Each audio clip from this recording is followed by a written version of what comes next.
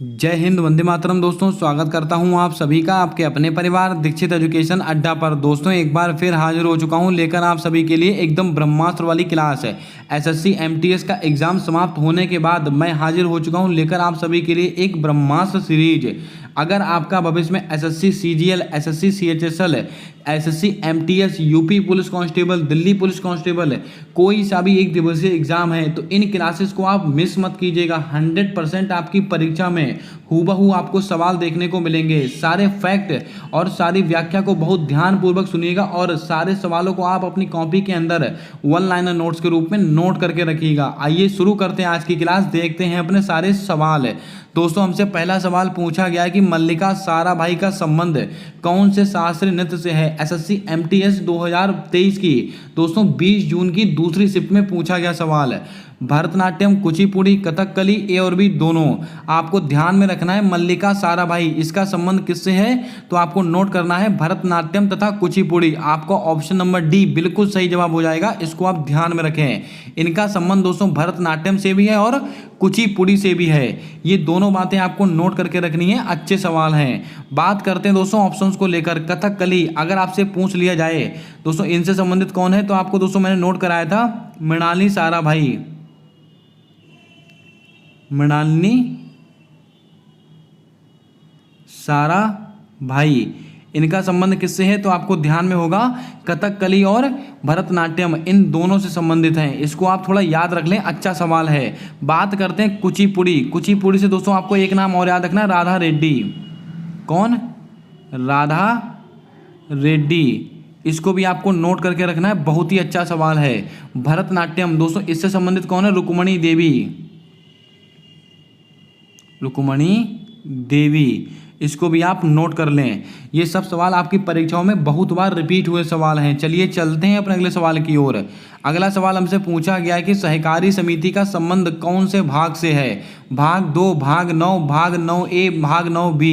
Most important सवाल है चारों के चारों। दोस्तों सहकारी समिति, इसका उल्लेख कौन से भाग में किया गया है तो आपको ध्यान में रखना है भाग नंबर 9B। आपको ऑप्शन नंबर डी बिल्कुल सही जवाब हो जाएगा, ध्यान में रखेंगे। बात करते हैं ऑप्शंस को लेकर। दोस्तों भाग 2, इसमें क्या है? नागरिकता का प्रावधान। नागरिकता, दोस्तों नागरिकता का उल्लेख कौन से आर्टिकल में किया गया है? भाग 2, इसको आप ध्यान में रखें। अगर आपसे पूछ लिया जाए एकल नागरिकता, ये दोस्तों कहाँ से ली गई है तो आपको याद होना चाहिए इंग्लैंड से ली गई है एकल नागरिकता। इसको भी आप थोड़ा याद रख लें, एसएससी एमटीएस में पूछा गया सवाल है। अब बात करते हैं दोस्तों ऑप्शंस को लेकर। भाग 9, इसमें किसका उल्लेख है? पंचायत। अगर आपसे पूछ लिया जाए पंचायत का उल्लेख कौन से भाग में किया गया है? भाग 9। भाग 9A, इसमें दोस्तों नगर पालिका का उल्लेख किया गया है। किसका? नगर पालिका का उल्लेख किया गया है। और भाग 9B, इसमें किसका उल्लेख किया गया है? सहकारी समिति। तो उम्मीद करता हूं आपने सारे सवालों को अच्छे से नोट कर लिया होगा। भाग 2 में क्या है? नागरिकता। और भाग 9 में क्या है? पंचायत। भाग 9A में क्या है? नगर पालिका। और सहकारी समिति का उल्लेख कौन से भाग में है? भाग 9B। और दोस्तों एकल नागरिकता कहाँ से ली गई है? इंग्लैंड के संविधान से ली गई है। कमेंट करके बताएं। भाग 3, भाग नंबर 3, इसमें किसका उल्लेख किया गया है? इसका जवाब आपको कमेंट करके छाप देना है। आइए चलते हैं अपने अगले सवाल की ओर। पोषण संबंधित अधिकार किस अनुच्छेद में है? मोस्ट इंपॉर्टेंट दोस्तों सवाल है, चारों ऑप्शन आपकी परीक्षा में पूछे गए सवाल हैं। अनुच्छेद 47, अनुच्छेद 50, अनुच्छेद 51, अनुच्छेद 51A। दोस्तों आपको याद रखना है पोषण संबंधी अधिकार, ये कौन से आर्टिकल में इसका उल्लेख किया गया? Article number 47। आपको ऑप्शन नंबर ए बिल्कुल सही जवाब होगा, इसको भी आपको ध्यान में रखना है। बात करते हैं ऑप्शंस को लेकर। आर्टिकल नंबर 50, इसमें क्या है दोस्तों? कार्यपालिका और न्यायपालिका का पृथक्करण किसके अंदर है? Article number 50। आर्टिकल नंबर दोस्तों 51, इसके अंदर दोस्तों क्या दिया गया? अंतर्राष्ट्रीय शांति। अंतर्राष्ट्रीय शांति, अंतर्राष्ट्रीय शांति और सुरक्षा, इसका दोस्तों उल्लेख कौन से आर्टिकल में? Article number 51। सवाल पूछा गया आपके एमटीएस में। आर्टिकल 51A, इसमें किसका उल्लेख किया गया? मौलिक कर्तव्य। किसका? मौलिक कर्तव्य। अब दोस्तों मौलिक कर्तव्य की बात आई है तो आपको याद होगा मौलिक कर्तव्य इनका उल्लेख कौन से भाग में है, भाग 4A। और दोस्तों मौलिक कर्तव्यों को कहाँ से लिया गया, रूस के संविधान से लिया गया है। ये सब बातें मैं आपको कई बार नोट करा चुका हूँ। मैंने आपसे सवाल पूछा था कि भाग 3 इसमें दोस्तों किसका उल्लेख किया गया है, तो आपको नोट कर लेना है मौलिक अधिकार। किसका, मौलिक अधिकार। मौलिक अधिकार का उल्लेख कौन से भाग में है, भाग नंबर 3। इसको भी आपको ध्यान में रखना है। चलिए बढ़ते हैं अपने अगले सवाल की ओर। हमारा अगला सवाल पूछा गया कि भारत में तुर्की की मदद करने के लिए कौन सा ऑपरेशन चलाया गया, यानी कि भारत के द्वारा तुर्की की मदद करने के लिए कौन सा ऑपरेशन चलाया गया। आप सब जानते हैं कि तुर्की तथा सीरिया में कितना जबरदस्त तरीके से भूकंप आया था और भारत ने तुर्की की मदद करने के लिए कौन सा ऑपरेशन चलाया था, ऑपरेशन देवी शक्ति, ऑपरेशन गंगा, ऑपरेशन दोस्त, ऑपरेशन कावेरी। यहाँ पर मैं आपको 5 ऑपरेशन नोट कराने वाला हूँ। एक सवाल आपकी परीक्षा में 100% पूछा जाएगा। दोस्तों भारत ने तुर्की की मदद करने के लिए कौन सा ऑपरेशन चलाया था, ऑपरेशन दोस्त। आपको ऑप्शन नंबर सी बिल्कुल सही जवाब होगा। बात कर लेते हैं ऑप्शंस को लेकर। ऑपरेशन देवी शक्ति, अफगानिस्तान में फंसे भारतीयों को वापस लाने के लिए कौन सा दोस्तों ऑपरेशन चलाया गया था, देवी शक्ति। तो आप ध्यान में रख लें अफगानिस्तान में फंसे भारतीयों को वापस लाने के लिए कौन सा ऑपरेशन चलाया गया, ऑपरेशन देवी शक्ति। ऑपरेशन गंगा, आप सब जानते हैं रूस यूक्रेन का युद्ध, यूक्रेन में फंसे भारतीयों को वापस लाने के लिए कौन सा ऑपरेशन चलाया गया है, तो आपको याद होना चाहिए ऑपरेशन गंगा। अब दोस्तों ऑपरेशन कावेरी, इसमें क्या है, आपको याद होगा सूडान में फंसे भारतीयों को वापस लाने के लिए। आप सब जानते हैं सूडान में दोस्तों कितनी ज़बरदस्त तरीके से प्रॉब्लम हो गई थी और वहाँ पे जो भारतीय फंसे थे उनको वापस लाने के लिए कौन सा ऑपरेशन चलाया गया था, ऑपरेशन कावेरी। और एक ऑपरेशन और बचता है, ऑपरेशन करुणा। ऑपरेशन करुणा दोस्तों आपको याद होगा म्यांमार। दोस्तों म्यांमार में एक चक्रवात आया था मोचा करके, कौन सा दोस्तों, मोचा करके चक्रवात आया था। दोस्तों इसमें बहुत लोग प्रभावित हो गए थे। अब भारत ने म्यांमार में दोस्तों मदद करने के लिए कौन सा ऑपरेशन चलाया, ऑपरेशन करना। इसको भी आपको नोट करने हैं। उम्मीद करता हूं आपने 5 सवाल नोट कर लिए होंगे। आइए बढ़ चलते हैं अपने अगले सवाल की ओर। महिला प्रीमियर लीग 2023 में कितनी टीमों ने भाग लिया, 5 टीम, 10 टीम, 7 टीम, 9 टीम। दोस्तों आपको बता दें महिला प्रीमियर लीग इसका आयोजन पहली बार हुआ है। ये सवाल आपकी परीक्षा में 100% पूछा जाएगा। महिला प्रीमियर लीग 2023 इसमें दोस्तों कितनी टीमों ने भाग लिया था, कुल 5 टीमों ने भाग लिया था। आपको ऑप्शन नंबर ए बिल्कुल सही जवाब होगा, इसको आपको नोट करके रखना है।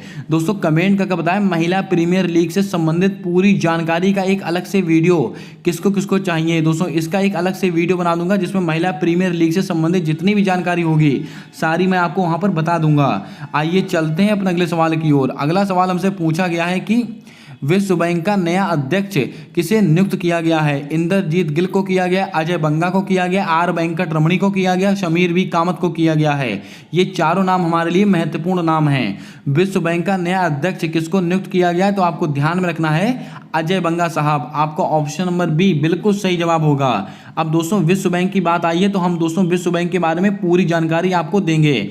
आपको याद होगा वर्ल्ड बैंक और IMF इंटरनेशनल मॉनेटरी फंड, ये दोनों संस्थाओं का दोस्तों इनकी स्थापना कब हुई थी, 1944-45 के कौन से सम्मेलन में, ब्रेटन वुड सम्मेलन में। कौन से, ब्रेटन वुड। अगर आपसे पूछ लिया जाए विश्व बैंक और दोस्तों IMF इनको आपस में जुड़वा बहनें कहा जाता है, इनकी स्थापना कब हुई है, 1944-45 के ब्रेटन वुड सम्मेलन में इन दोनों की स्थापना हुई है। और इनका दोस्तों हेड क्वार्टर दोस्तों कहाँ पर स्थित है, तो हमने कई बार डिस्कस किया है, वाशिंगटन DC में स्थित है। कहाँ पर, वाशिंगटन DC में। अब दोस्तों बात करते हैं दोस्तों विश्व बैंक को लेकर। विश्व बैंक इसका दोस्तों नवीनतम इसका अध्यक्ष कौन है, अजय बंगा। और दोस्तों इंदरमीत गिल, ये दोस्तों कौन है, विश्व बैंक के अर्थशास्त्री। अगर आपसे पूछ लिया अर्थशास्त्री, विश्व बैंक का अर्थशास्त्री किसको नियुक्त किया गया है, दोस्तों आपको याद रखना है इंदरमीत गिल। बात करते आर वेंकट रमणी, ये दोस्तों कौन है, तो आपको दोस्तों याद होगा हमारे महान्यायवादी यानी कि अटॉर्नी जनरल, महान्यायवादी यानी कि केंद्र का सबसे बड़ा वकील। और इनका आर्टिकल दोस्तों कौन सा, आर्टिकल नंबर 76 में इनका उल्लेख किया गया है। और ये किसके प्रसाद पर्यंत कार्य करते हैं, राष्ट्रपति के प्रसाद पर्यंत कार्य करते हैं। हम कई बार डिस्कस कर चुके हैं। समीर वी कामत, दोस्तों आपको याद होगा DRDO के दोस्तों वर्तमान में अध्यक्ष कौन है, समीर वी कामत। अब दोस्तों DRDO की स्थापना कब हुई थी, पूरी तारीख आपको कमेंट कर बतानी है। और DRDO इसका एक ध्येय वाक्य है कौन सा, वलस्यम मूलम विज्ञानम, यानी कि शक्ति का स्रोत विज्ञान है। ये सवाल भी आपकी परीक्षा में कई बार पूछा गया है। आइए चलते हैं अपने अगले सवाल की ओर। अगला सवाल पूछा गया कि आसियान का नवीनतम मेंबर किसे बनाया गया है। ईरान को बनाया गया है, फिनलैंड को बनाया गया है, तिमोर लेस्टे को बनाया गया, दक्षिण सूडान को बनाया गया है। दोस्तों आपको बता दें आसियान इसका नवीनतम मेंबर किसको बनाया गया है, तो आपको नोट करना है तिमोर लेस्टे। आपको ऑप्शन नंबर सी बिल्कुल सही जवाब हो जाएगा, इसको आप नोट करके रखें। बात करते हैं दोस्तों आसियान को लेकर। आसियान दोस्तों आसियान की स्थापना कब हुई है, 1967 में आसियान की स्थापना हुई है। और दोस्तों कौन से घोषणा पत्र से हुई है, बैंकॉक। अगर आपसे सवाल पूछ लिया जाए आसियान की स्थापना कौन से घोषणा पत्र से हुई है, बैंकॉक घोषणा पत्र की सिफारिश पर हुई है, इसको भी आप नोट करेंगे। और आसियान इसका मुख्यालय कहाँ पर स्थित है, तो आपको याद होगा जकार्ता, जकार्ता इंडोनेशिया में दोस्तों आसियान का मुख्यालय स्थित है। ये सब बातें आपको ध्यान में रखनी होंगी। और दोस्तों आसियान में वर्तमान समय कुल कितने मेंबर हैं, 11 मेंबर हैं। नवीनतम मेंबर दोस्तों कौन सा बन चुका है, तिमोर लेस्टे। पहले कितने थे, 10। ये सब बातें आपको ध्यान में रखनी, बहुत ही अच्छे सवाल हैं। बात करते हैं ऑप्शंस को लेकर। ईरान दोस्तों किसका नवीनतम मेंबर है, एससीओ, संघाई सहयोग संगठन। इसका दोस्तों नवीनतम मेंबर कौन है, ईरान। इसको भी आप ध्यान में रखेंगे, कौन सा मेंबर है, ये 9वां मेंबर है, इसको आप नोट कर लें। बात करते हैं फिनलैंड, मोस्ट इंपॉर्टेंट सवाल। अगर आपसे पूछ लिया है नाटो का दोस्तों नवीनतम सदस्य कौन सा है, फिनलैंड। यानी कि अब दोस्तों कितने सदस्य हो चुके हैं, 31 सदस्य हो चुके हैं नाटो के अंदर। पहले कितने थे, 30 सदस्य थे। नाटो का मुख्यालय दोस्तों कहाँ पर स्थित है, तो मैंने आपको कई बार बताया, ब्रुसेल्स बेल्जियम में नाटो का मुख्यालय स्थित है। स्थापना 1949 में हुई है नाटो की। और नाटो की फुल फॉर्म भी कई बार आपसे पूछी गई है, नॉर्थ अटलांटिक ट्रीटी ऑर्गेनाइजेशन। फिर से सुनिएगा, नॉर्थ अटलांटिक ट्रीटी ऑर्गेनाइजेशन। इसको आप नोट कर लें, आपकी परीक्षा में आपको नंबर देके जाएंगे सारे सवाल। अब दोस्तों एक ऑप्शन बचता है दक्षिण सूडान। आपको याद आ रहा होगा दोस्तों, यूएनओ, कौन सा दोस्तों, यूएनओ, यूनाइटेड नेशन दोस्तों ऑर्गेनाइजेशन। इसकी दोस्तों आपको याद होगा, इसमें नवीनतम सदस्य कौन सा है, दक्षिणी सूडान। इसको भी आप ध्यान में रखेंगे। ये सब सवाल आपकी परीक्षा के लिए मोस्ट इंपॉर्टेंट सवाल हैं। अगर दोस्तों आप क्लास को पहली बार देख रहे हो तो क्लास को लाइक कर दें, चैनल पर पहली बार आए हो तो चैनल को सब्सक्राइब कर बेल वाला आइकन ध्यान से दबा लें, ताकि आने वाली सारी क्लासेस के अपडेट आप तक आसानी से पहुंचते रहें। और अपने दोस्तों तक जरूर क्लास को शेयर कर दें, जो भी किसी भी एग्जाम की प्रिपरेशन कर रहे हों। यकीन मानिए इन क्लासेस से आपकी परीक्षा में 100% आपको अच्छा रिजल्ट मिलने वाला है। आइए चलते हैं अपने अगले सवाल की ओर। बृहदेश्वर मंदिर का निर्माण किस वंश के शासक ने कराया। हिस्ट्री का बहुत ही लल्लन टॉप सवाल। गंग वंश, चोल वंश, राष्ट्रकूट वंश, चंदेल वंश। दोस्तों आपको कुछ महत्वपूर्ण मंदिर और उनके शासक यहाँ पर नोट कराता हूँ, इनको आप नोट कर लें। बृहदेश्वर मंदिर, इसका निर्माण कौन से दोस्तों वंश के शासक ने कराया था, तो आपको ध्यान में रखना है चोल वंश के शासक ने कराया था। आपका ऑप्शन नंबर बी बिल्कुल सही जवाब होगा। और चोल वंश के कौन से शासक ने, राजराज प्रथम। इसको आप लिख लें, राजराज फर्स्ट। इन्होंने दोस्तों इसका निर्माण कराया था बृहदेश्वर मंदिर का। और बृहदेश्वर मंदिर दोस्तों कहां पर स्थित है, तो आपको दोस्तों याद होगा तंजावुर, तंजावुर में स्थित है बृहदेश्वर मंदिर है। और दोस्तों ये कहां पर स्थित है, ये तमिलनाडु में स्थित है। कहां पर, तमिलनाडु में स्थित है तंजावुर। इसको आप नोट कर लें, इतने सवाल अच्छे सवाल हैं। बात करते हैं दोस्तों ऑप्शंस को लेकर। गंग वंश, गंग वंश के दोस्तों द्वारा कौन सा मंदिर बनवाए गए थे, कोणार्क मंदिर है दोस्तों। कोणार्क का सूर्य मंदिर दोस्तों कहां पर स्थित है, आप सब जानते हैं उड़ीसा में स्थित है। इसको क्या कहते हैं, ब्लैक पैगोडा के नाम से भी जानते हैं, आप सबको अच्छी तरह से पता है। किस वंश के शासक ने बनवाए थे, गंग वंश के शासक ने बनवाए थे। और गंग वंश के कौन से शासक ने बनवाए, नरसिंहदेव फर्स्ट, नरसिंहदेव फर्स्ट। इसको भी आप नोट करेंगे। बात करते हैं राष्ट्रकूट वंश। राष्ट्रकूट वंश के द्वारा दोस्तों कौन से मंदिर बनवाए गए थे, एलोरा के मंदिर। कौन से, एलोरा के मंदिर बनवाए गए थे राष्ट्रकूट वंश के द्वारा। और किसके द्वारा, कृष्ण फर्स्ट के द्वारा। किसके, कृष्ण फर्स्ट के द्वारा। इसको भी आप नोट करेंगे। चंदेल शासक, लास्ट सवाल, इसको आप ध्यान में रखेंगे। खजुराहो के मंदिर बनवाए थे उन्होंने। कौन से, खजुराहो के, इनके द्वारा खजुराहो के मंदिर बनवाए गए थे चंदेल शासक के द्वारा। और खजुराहो के मंदिर दोस्तों कहाँ पर स्थित है, मध्य प्रदेश में स्थित है। और खजुराहो के मंदिर कौन सी शैली में बने हुए, पंचायतन शैली, पंचायतन शैली में। इसका दोस्तों आप एक स्क्रीनशॉट लेके रखें, आपकी परीक्षा में इन सवालों में से हर शिफ्ट में आपको सवाल देखने को मिलेगा। बहुत ही अच्छे सवाल हैं, 1 नंबर के सवाल हैं। आइए चलते हैं अपने अगले प्रश्न की ओर। हमारा अगला सवाल पूछा गया कि बांग्लादेश से किस राज्य की सीमा सर्वाधिक लगती है। अच्छा सवाल है, आपकी परीक्षा में रिपीट होने वाला सवाल है। मिजोरम, असम, त्रिपुरा, पश्चिम बंगाल। तो आपको ध्यान में रखना है, बांग्लादेश से सीमा बनाने वाले राज्य मैं आपको कई बार नोट करा चुका हूं, लेकिन आपको सवाल सही से पढ़ना है। बांग्लादेश से किस राज्य की सीमा सर्वाधिक लगती है, तो आपका जवाब होना चाहिए पश्चिम बंगाल। हालांकि जितने भी राज्य देखे रखे हुए सबकी सीमा बांग्लादेश से लगती है, लेकिन इनमें से सबसे ज्यादा सीमा किसकी लगती है? पश्चिम बंगाल की। अगर आपसे सवाल पूछा जाता कि बांग्लादेश से किस राज्य की सीमा न्यूनतम लगती है, यानी कि सबसे कम सीमा किसकी लगती है? मिजोरम की न्यूनतम, इसको आप नोट करके रखेंगे। असम दोस्तों, असम की सीमा 2 बार, असम की दोस्तों 2 बार लगती है, और त्रिपुरा दोस्तों तीनों ओर से घिरा हुआ है। असम, त्रिपुरा, मिजोरम, मेघालय। कौन सा दोस्तों? मेघालय। ये कुछ राज्य हैं जिनकी सीमा दोस्तों बांग्लादेश से लगती है, इसको आप नोट करके रखें। कमेंट करके बताएं बांग्लादेश की मुद्रा कौन सी है। बांग्लादेश की मुद्रा आपको कमेंट में छाप देनी है। आइए चलते हैं अपने अगले प्रश्न की ओर। सवाल पूछा गया कि पॉजिट्रॉन की खोज किसके द्वारा की गई थी। दोस्तों यहाँ से बायोलॉजी के 2 से 3 सवाल बहुत ही अच्छे सवाल हैं। Anderson, Dalton, Goldstein, J Thomson. मैंने आपसे कहा था ऐसी ब्रह्मास्त्र सीरीज लेके आऊँगा जहाँ पर हिस्ट्री, पॉलिटी, ज्योग्राफी, आपका इकोनॉमी, आपका जो बायोलॉजी, फिजिक्स, केमिस्ट्री सब दोस्तों उसके अंदर इंक्लूड हो जाएगा। आपको कहीं भी पढ़ने की और कोई जरूरत नहीं पड़ने वाली है। दोस्तों पॉजिट्रॉन की खोज किसके द्वारा की गई थी? Anderson, Dalton, Goldstein, J Thomson. तो आपको ध्यान में रखना है पॉजिट्रॉन की खोज की गई थी एंडरसन के द्वारा। आपका ऑप्शन नंबर ए बिल्कुल सही जवाब होगा। अब दोस्तों आपने एक फॉर्मूला बहुत बार सुना होगा, कौन सा? ईंट पर नाच। ये दोस्तों आपने फार्मूला बहुत बार सुना होगा, बहुत लंबे समय से सुनते चले आ रहे होंगे। जैसे कि इलेक्ट्रॉन, इलेक्ट्रॉन की खोज किसने की है? J Thomson. किसने की है? J Thomson. प्रोटॉन, प्रोटॉन की खोज किसने की है? तो आप गलती मत कीजिएगा, प्रोटॉन की खोज की है गोल्डस्टीन ने। यही मैं आपको बताना चाह रहा था।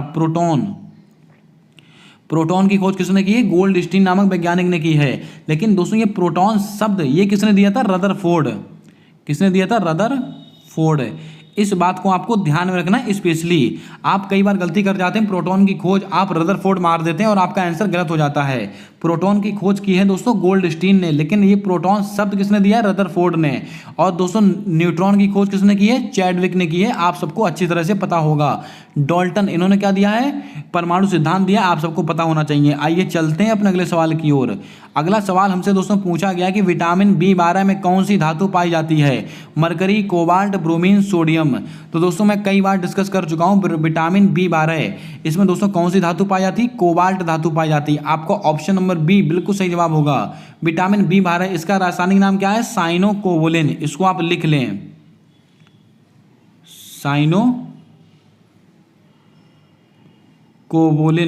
साइनोकोवोलिन इसका दोस्तों वैज्ञानिक नाम है। किसका दोस्तों? विटामिन B12 का। अगर आपसे पूछ लिया जाए विटामिन, दोस्तों विटामिन शब्द किसने दिया था? फंक नामक वैज्ञानिक ने दिया था। एक वैज्ञानिक थे फंक, इन्होंने विटामिन शब्द दिया है। अगर आपसे पूछ लिया जल में घुलनशील विटामिन कौन से हैं? जल में घुलनशील विटामिन है विटामिन B, विटामिन C। और दोस्तों वसा में घुलनशील विटामिन कौन से हैं? तो आपको ध्यान में रखना है A, D, E, K।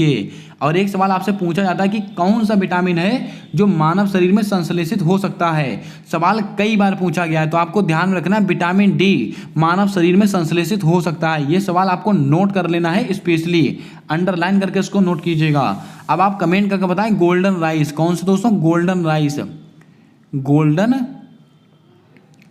Rice. इसमें कौन सा विटामिन पाया जाता है? इसका जवाब आपको कमेंट कर देना है। जितने सवाल मैं आपसे पूछ रहा हूं कमेंट करने के लिए, उतने सवाल आपको कमेंट में बारी बारी से छाप कर बताने हैं।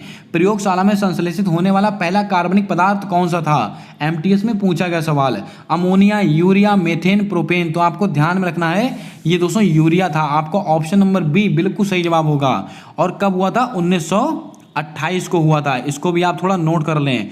इसके अलावा अगर आपसे पूछ लिया जाए यूरिया दोस्तों किसने किया था? होलर, एक होलर करके वैज्ञानिक थे, इन्होंने दोस्तों इसका खोज की थी। इसको आप ध्यान में रखेंगे, अच्छा सवाल है।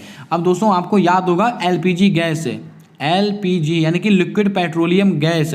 इसमें दोस्तों क्या पाया था? ब्यूटेन और प्रोपेन। यानी कि दोस्तों जब जब एलपीजी गैस लीक होने लगती है तो दोस्तों सबका बीपी बढ़ने लगता है। इसको आप ऐसे याद कर सकते हैं। आपसे पूछा जाएगा कि एलपीजी में निम्नलिखित में से क्या पाया जाता है, तो आपको ध्यान में रखना है ब्यूटेन और प्रोपेन गैस। इसको आप नोट कर लें। अब दोस्तों मेथेन गैस की बात आई है तो आपको दोस्तों याद होगा दलदली जगहों पर, दलहनी फसलों में और दोस्तों जो पशुओं की जुगाली में दोस्तों ये कौन सी गैस निकलती है, मेथेन गैस। ये सब चीज़ें आपको याद होनी चाहिए। चलिए चलते हैं अपने अगले सवाल की ओर। हेमावती और भवानी किसकी सहायक नदियां हैं? नदियों का एक सवाल आपकी परीक्षा में बनता ही बनता है। हेमावती और भवानी ये किसकी सहायक नदियां हैं? गोदावरी, कावेरी, ब्रह्मपुत्र या यमुना नदी? तो आपको ध्यान में रखना है हेमावती और भवानी ये किसकी सहायक नदियां हैं? कावेरी नदी की सहायक नदियां हैं। आइए दोस्तों ऑप्शंस को लेकर बातें कर लेते हैं। आइए कुछ आपको सहायक नदियां मैं आपको नोट कराता हूं। जैसे कि दोस्तों गोदावरी नदी, इसकी सहायक नदी दोस्तों कौन कौन सी हैं? प्राणहिता,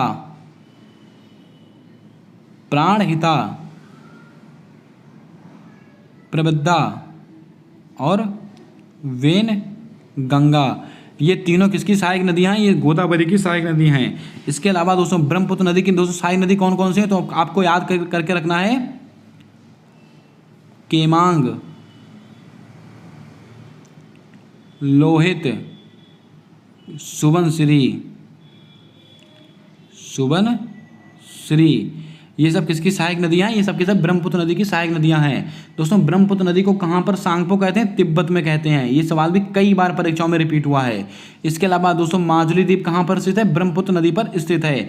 यमुना नदी की दोस्तों सहायक नदी कौन सी है? तो आप लिख लीजिएगा चंबल, सिंध, बेतवा, केन। एक बार फिर से सुनिएगा, चंबल, सिंध, बेतवा, केन किसकी सहायक नदी है? यमुना नदी की। दोस्तों एक सवाल है, लेकिन दोस्तों इससे मैं आपको 8-8, 10-10 सवाल बता रहा हूं। कहने को ये दोस्तों 15-20 सवाल होंगे, लेकिन दोस्तों डेली आप 100 से 150 सवाल यहां से सीखने वाले हैं। बस क्लास को दोस्तों लाइक करते रहिएगा, अपने दोस्तों तक शेयर करते रहिएगा और हमारा सपोर्ट और अपना प्यार हमेशा बनाकर रखिएगा। आइए चलते हैं अपने अगले सवाल की ओर। गांधी इरविन समझौता किस वर्ष हुआ था? 1919, 1922, 1930, 1931। दोस्तों आपको याद रखना है गांधी इरविन समझौता कब हुआ था? 1931। लेकिन अगर आपसे पूरी डेट पूछी जाए तो आपको ध्यान में रखना 5 मार्च 1931 को हुआ था गांधी इरविन समझौता।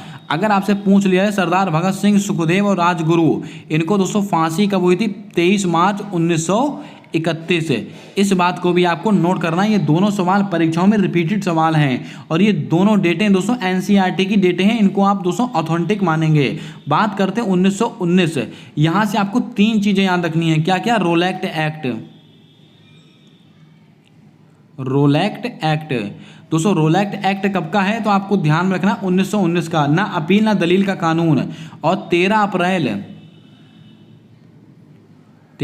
1919 इसको क्या हुआ था? तो आपको दोस्तों याद होना चाहिए जलियांवाला बाग हत्याकांड। ये भी कब हुआ था? 1919 में। और एक चीज आपको और याद रखनी 1919 से, मॉन्टेग्यू चैम्सफोर्ड अधिनियम। आपका पूछा जाए कि मॉन्टेग्यू चैम्सफोर्ड अधिनियम कब का है? 1919 का। 1919 से दोस्तों 3 सवाल आपको मोस्ट इंपॉर्टेंट में याद रखने हैं।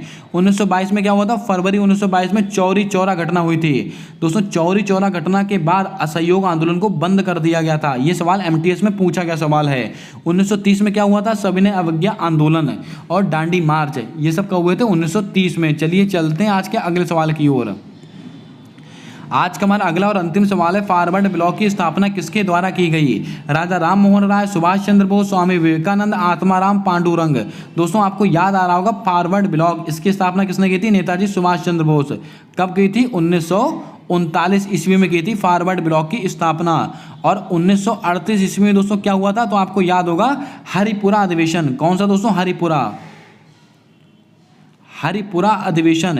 इसकी अध्यक्षता किसने की थी? नेताजी सुभाष चंद्र बोस। कब हुआ था? 1938 से। अब दोस्तों बात कर रहे थे ऑप्शंस को लेकर। राजा राम मोहन राय, सबसे बड़ा सवाल अगर आपसे पूछ लिया आधुनिक भारत का जनक किसे कहते हैं? राजा राम मोहन राय को कहते हैं। 1828 इसमें दोस्तों क्या हुआ था? आपको याद होगा ब्रह्म समाज की स्थापना हुई थी। किसने की थी? राजा राम मोहन राय।